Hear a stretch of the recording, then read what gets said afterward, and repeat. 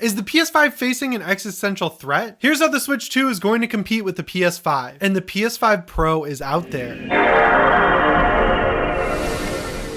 How's it going, everyone? Welcome to PSReady. This is the weekend update here on the channel. We have some huge hardware news to talk about, but before I get into it, it would help me out a lot if you subscribed and set your notifications to all. All right, so this first news story I wanted to talk about today is going to be very difficult to say, so bear with me here. Shawn Layden, the guy who used to run PlayStation before Jim Ryan, said in a recent interview that PlayStation and pretty much all video games are facing an existential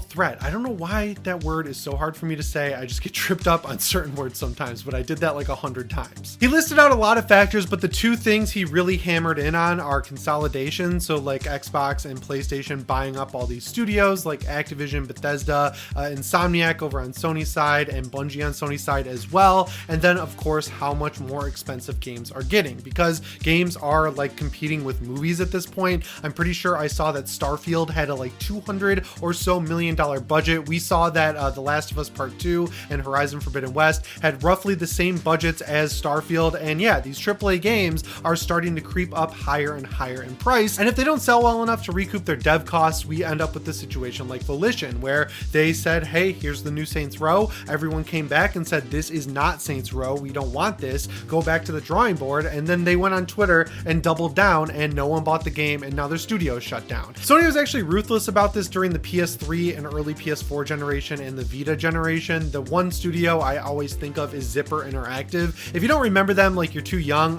they were the people who made these games called SOCOM, which was like Sony's kind of answer to Call of Duty and Halo. They used to have these ads that would play, I think it was for Walmart back in the day, where you could have the PlayStation 2 headset and you could give commands in SOCOM to your squad. And I guess that used to work because my friends did it. I only had an Xbox for the first half or so of that generation, so all my SOCOM time was with Fireteam Bravo on PSP. That was an excellent game, but it didn't have those features. Anyway, SOCOM 4 was like an online featured game. I'm not entirely sure if it was multiplayer only, but from the very beginning, SOCOM's focus was multiplayer, and SOCOM 4 came out right when the big PSN outage happened, which was the worst thing ever, right? Like, I got a PS3, I was so excited to play it all summer, and then the PSN got hacked, and you couldn't really use your PlayStation 3 to patch games, sign into the PlayStation Network. Basically, you had to rely on the disc to have all the data on it, and thankfully it was a little bit easier to do back then than it is now, but it still really sucked. So because the PlayStation Network didn't work for an entire summer right when SOCOM 4 came out, it didn't sell very well at all. And then their next game, Unit 13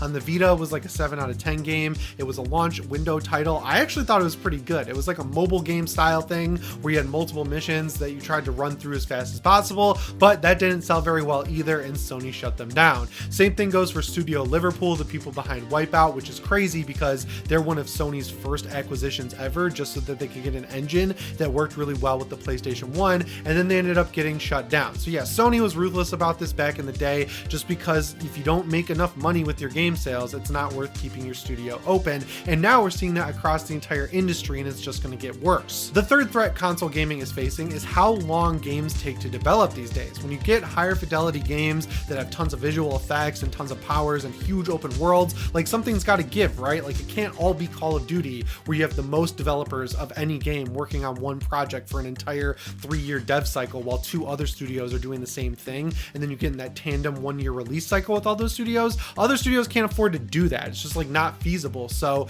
yeah, games are just taking way longer to make, and if you want evidence of that, just look at the Grand Theft Auto series. Back in the PS2 days, we got Grand Theft Auto 3, then we got Vice City, and then we got San Andreas all within a couple of years. Then in the 360 generation, we got Grand Theft Auto 4 right at the beginning, and then we got GTA 5 right at the end, and we have not gotten a GTA game in 10 years. Then you look at Starfield, right? They say it's 25 years in the making, but the last time we got a huge Bethesda game, which was Fallout 4, was 2015. I'm not counting Fallout 76, because even though a lot of the animation work that made its way into Starfield was actually in Fallout 76, that's like a game built on Fallout 4's engine by a different part of Bethesda Game Studio, so it doesn't really count. But yeah, back in the PS3 PS3 days, we ended up getting Oblivion, Fallout 3, and Skyrim all in that generation, which is like a 10-year period. And then after that, things really slowed down. We had to wait 4 years for Fallout 4 and then 7 years or so for Starfield. So you can see what I'm saying here. That's going to cause more of a problem as time goes on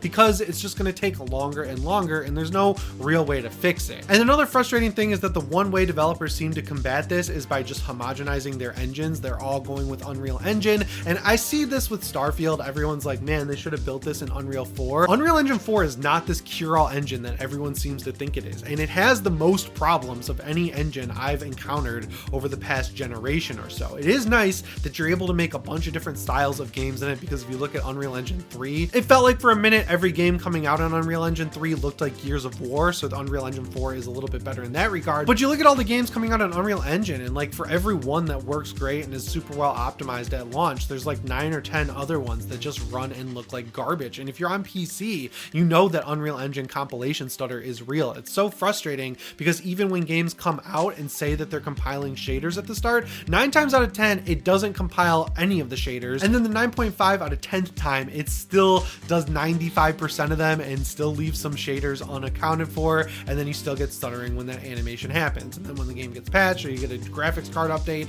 or anything like that, it resets the shader compilation and you're back to square one. And then another way they combat this is by buying studios, because if you have a lot of studios under your umbrella, you can say, hey, id Software, Bethesda Game Studios needs some motion blur help in Starfield, and then id Software can come over and say, hey, here's the motion blur we made for Doom Eternal, it's really good, here it is in your game now. And then over on the PlayStation side, Insomniac can get help from, I don't know, Naughty Dog on having better face animations like they do in Spider-Man 2. It also seems like, unfortunately, one remedy for this is AI, which really sucks, and it just makes me kind of wish Shawn Layden never left PlayStation, because right before he left, he was like, I'd rather make a game that's 20 hours long but has 20 hours of meaningful content where you're getting new stuff and new abilities and seeing new worlds and things like that than a 50 to 60 hour game that kind of has a lot of repeat reused assets. And I personally agree. For as much as I love games like Horizon Forbidden West that have huge open worlds, or over on the Xbox side Starfield, the games that I've really enjoyed this year are stuff like Blasphemous 2,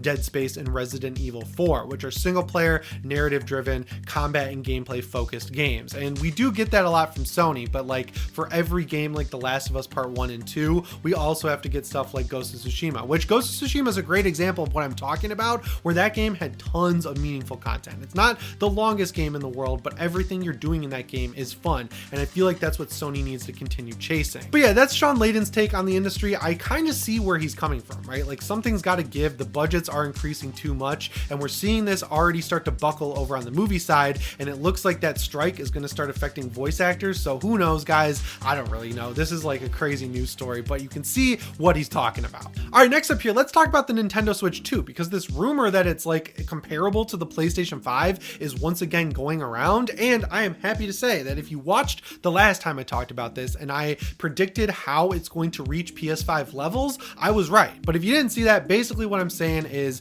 the Switch uses an NVIDIA chip, which means it's different from the PS5 and the Xbox Series X and the Steam Deck, which all use AMD chips. And the big benefit of an NVIDIA chip versus an AMD chip is that you get DLSS. And basically, if you don't know what DLSS is, it's similar to FSR. And if you don't know what FSR is, they're both upscalers, right? Like FSR is software based. It does it on your computer, which is why if you have an NVIDIA card, you can still use FSR, whereas DLSS is better and hardware based. And that's why if you don't have an NVIDIA card, you can't use it. But like I said, the Switch is going to have an NVIDIA chip. So when I started hearing, oh, it's running Final Fantasy VII Remake at PS5 levels, and Breath of the Wild is going to get a performance patch maybe, and it'll run at 60 FPS. Now over on the PC, it's kind of a touchy subject, and it is for me for sure, because when DLSS came out, it was built as this software that was only for lower end cards to get more frames out of games, which to be fair, it does. But now the way things are optimized lately, you need to use upscalers. Like my PC setup right now is a 4090 with a Core i9 13900K, and I'm rocking like 50 to 60 FPS in cities in Starfield. I saw Todd Howard say on the news people need to upgrade their hardware because it's a next gen game. Nah, the game is optimized. It's not optimized for all hardware, because I don't really think I even could upgrade my hardware if I wanted to. I got like the Rolls Royce of PCs going on, and that game still runs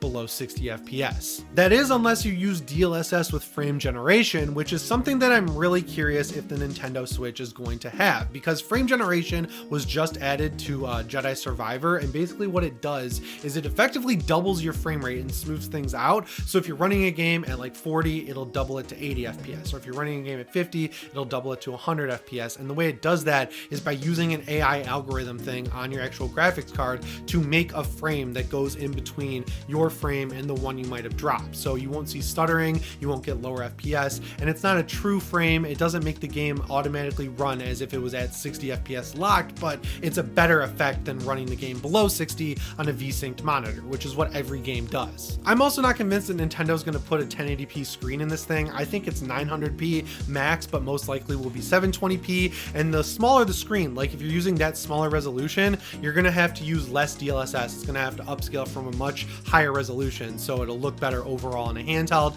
And then when you drop it in your TV, it'll probably run natively at 720p, and then upscale it to 4K, which will also look really good. I'm not gonna lie, knowing that it has DLSS actually gets me really excited, and it's going to be crazy to see a Nintendo Switch running at PS5 levels. When we get the Digital Foundry videos, you'll see the difference between PS5 games and Switch games. There's going to be a noticeable difference, but it still is cool that we're back to the launch of the Switch where every game was coming out on it, and people were like, man, it's so cool to have cross-save between the PS5 and the Switch, because as we all know, like 85% of PS5 owners also have a Nintendo Switch. And the third story I have for you guys today is everyone's favorite topic, the PlayStation 5 Pro. So the latest rumors we've had are that it's going to have 8K capability, which whatever, I don't really care. I'm not going to be buying an 8K TV anytime soon. I just outfitted my entire house with 4K OLEDs. I do not need a new TV, and I'm not even convinced. Like, this is the one where I'm not convinced you can even tell the difference between 4K and 8K. I thought people were crazy back in the day when they were like, oh, I can't tell the difference between 720p and 1080. I thought they were crazy when they said they couldn't tell between 1080 and 1440p, and I thought they were nuts when they said they couldn't tell between 1080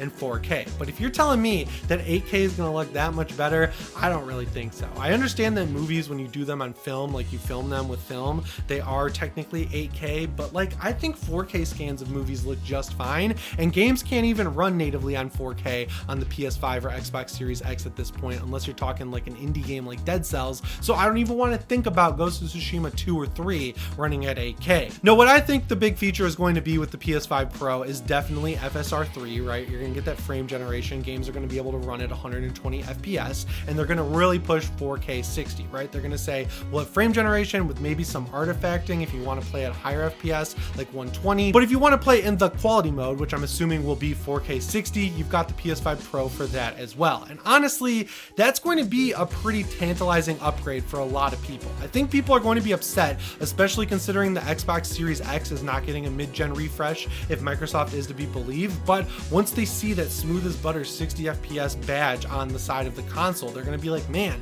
I kind of want to upgrade to that because I want to play games at 60 FPS. And I think you're going to have to upgrade to get 60 FPS out of most games going forward, because we're seeing so many games coming out, like Lords of the Fallen, for example, coming out this fall, I think in October. That game's performance mode is still 30 FPS. It's 30 FPS and 30 FPS. The only thing that changes between performance and quality is resolution. Final Fantasy, that has a performance mode. It's not great. The 30 FPS mode is pretty good. Of course, Jedi Survivor just got fixed and finally updated to have 60 FPS. It's not a locked 60 at all, but it does get much closer. But yeah, at the end of the day, 30 FPS does seem like it's going to become the norm for a lot of these next-gen games. And the reason I even said Jedi Survivor is because that game's getting backported to the PS4 and Xbox One, and I cannot wait to see how that runs. But if you had any doubts about the PlayStation 5 Pro happening at all, you just gotta throw those doubts right out the window, because developers have basically leaked that they have the PS5 Pro. They're already working on ports of other games and potentially new games for the console, and I'm just really nervous about this happening again, where last generation the PS4 Pro came out and that became the de facto console that everyone was kind of optimizing for. If you got a Sony game like God of War, for example, that was a pretty hard lock 30 FPS, but over on the PlayStation 4 Pro, you got better resolution and everything like that. But then when you started talking about third-party games like Jedi Fallen Order, for example, if you didn't have a PlayStation 4 Pro, that game was not going to hold anywhere close to 30 FPS for you. So this generation, I could see things being exactly the same, where developers feel like they don't even have to try to get their games to run above 30 FPS on the regular PS5, and then they'll just say, hey, we're targeting 30 FPS on this console, but if you want to get 60 or anywhere close to it, or play at a higher resolution, while the PS5 Pro is sitting right there. But yeah, now I'd love to hear from you. Knowing that the PS5 Pro is real, are you going to upgrade to it? Are you waiting to to buy it? Have you not gotten any PlayStation at all this generation? Let me know down in the comments below. And regardless, I hope you're having a great weekend. Remember to subscribe and set your notifications to all if you haven't already. As always, my name is Jimmy Champagne, and I'll see you in the next one. Thanks for watching, and shape on.